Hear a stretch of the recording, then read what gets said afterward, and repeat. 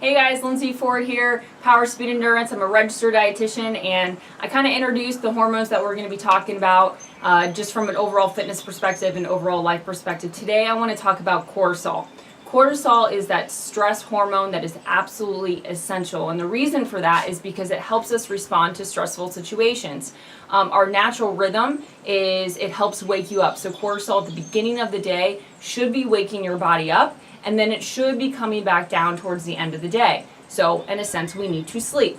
Well, what's happened just with overall life is we tend to stress our body out to the point where we want to stay up too late and we don't shut down. And then from an exercise perspective, it goes up when you exercise because you're in that stress state, but then we don't recover properly or ideally, so we're always in this stressed place. And so what happens is when we are always stressed, whether it's from a fitness perspective or overall life perspective, is that there's a few things that really happen. The first thing that happens is we become in an insulin resistant state.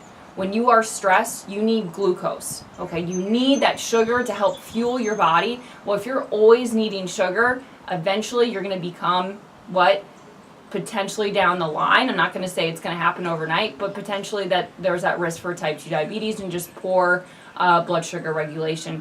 The other thing that's really going to happen is increased inflammation. You're never going to feel great.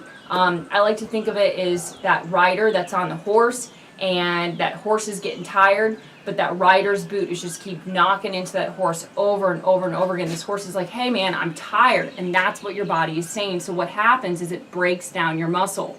So it's really important for everybody at home when you are in your training that after your training you're getting some solid fueling and you're eating hopefully within an hour. And some people kind of go back and forth about that, but really it's to really bring down those cortisol levels and to help your body recover.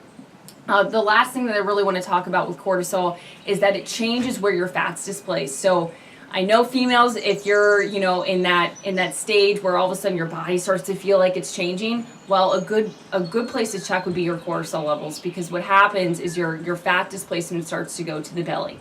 Guys, I know this is for you too, where it's like, what's happened to my midsection? Chances are your cortisol levels could be a little off. So next week we're going to talk about insulin. I hope that gave you a really good introduction to cortisol, and I'll catch you next week.